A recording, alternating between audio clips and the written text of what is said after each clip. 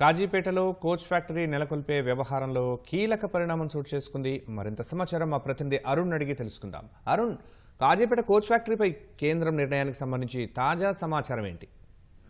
Sharma, కాజీపేటలో coach factory ఏర్పాటు చేయాలని చెప్పి రాష్ట్ర విభజన సమయంలో రాష్ట్ర విభజన చట్టం కూడా పేర్కొనడం జరిగింది. సో ఆ మేరకు కేంద్రం ఇప్పటి వరకు అనేక చర్యలు తీసుకుంటూ వచ్చింది. కాజీపేటలో కోచ్ ఫ్యాక్టరీ ఏర్పాటుకు సంబంధించిన విషయంలో అధ్యయనాలు జరిగాయి. అదే సందర్భంలో రైల్వే శాఖ స్థానికంగా ఉండేటువంటి వ్యవస్థలను, అదేవిధంగా దాంతో పాటుగా కొత్తగా భూసేకరణ చేపడితే ఏ విధమైనటువంటి చర్యలు ఉంటాయి, వాటికి అయ్యేటువంటి ఖర్చులు, ఇతరత్ర అన్ని అంశాలు, దేశవ్యాప్తంగా కోచ్ ఫ్యాక్టరీల్లో ఉన్నటువంటి పరిస్థితి, వీటన్నిటిపైన పూర్తి స్థాయిలో అధ్యయనం చేసిన తర్వాత ప్రస్తుతం కాజీపేటలో ఉన్నటువంటి ఓవరాలింగ్ వర్క్ షాప్ ఏదైతే దాన్నే రైల్వే మ్యానుఫ్యాక్చరింగ్ యూనిట్ గా మార్చాలని చెప్పి గత ఏడాది నిర్ణయించింది. ఆ మేరకు railway coach factory railway manufacturing unit గా అప్గ్రేడ్ చేస్తూ గత ఏడాది జూలైలోనే ఆదేశాలు ఇచ్చింది. ఆ తర్వాత రైల్వే మ్యానుఫ్యాక్చరింగ్ యూనిట్ గానే కాజీపేట కోచ్ ఫ్యాక్టరీ, కాజీపేటలో ఉన్నటువంటి ఓవరాలింగ్ వర్క్ షాప్ యూనిట్ కొనసాగుతూ వచ్చింది. అయితే తాజాగా తీసుకున్నటువంటి నిర్ణయం ప్రకారం కేంద్ర ప్రభుత్వం కాజీపేటలో ఎల్బిహెచ్, ఈఎంయు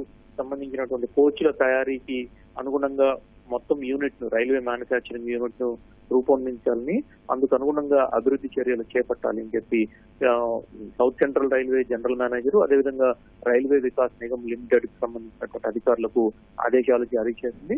ఈ ఏడాది సెప్టెంబర్ లోనే రైల్వే బోర్డు సంబంధించినటువంటి ఆదేశాలను స్థానిక అధికారులకు, అంటే సౌత్ సెంట్రల్ రైల్వే, అదేవిధంగా రైల్ వికాస్ నిగమ్ లిమిటెడ్ అధికారులకు ఆదేశాలు జారీ చేసి ఈఎంయు కోచ్లు, ఎల్బిహెచ్ కోచ్లు రూపొందించడానికి అవసరమైనటువంటి చర్యలు చేపట్టాలని, అదే సందర్భంలో రైల్వే మ్యానుఫ్యాక్చరింగ్ యూనిట్ ను అందుకు అనుగుణంగా అభివృద్ధి చేయాలి అని చెప్పి ఆదేశాలు జారీ చేసింది. ఈ రోజు కేంద్ర హోంశాఖ నేతృత్వంలో రాష్ట్ర విభజన హామీల్లో కేంద్ర ప్రభుత్వం నుంచి ఇచ్చినటువంటి హామీలు ఎంతవరకు అమల్లోకి వచ్చాయనేటువంటి విషయాలపై కేంద్ర హోంశాఖ అధికారులు, రాష్ట్రానికి సంబంధించినటువంటి ముఖ్యమైన అధికారులతో పాటు వివిధ శాఖలకు సంబంధించినటువంటి కేంద్ర అధికారులతో సమీక్ష నిర్వహించారు. ఆ సమీక్షలో భాగంగా రైల్వే శాఖ అధికారులు కేంద్ర హోంశాఖకు ఈ సమాచారాన్ని అందజేయటము, తాము ఇప్పటికే రైల్వే కోచ్ ఫ్యాక్టరీ ఏర్పాటుకు అనుగుణంగా ప్రస్తుతం ఉన్నటువంటి ఓవరాల్ యూనిట్ ను గత ఏడాది రైల్వే మ్యానుఫ్యాక్చరింగ్ యూనిట్ గా అప్గ్రేడ్ చేస్తామని,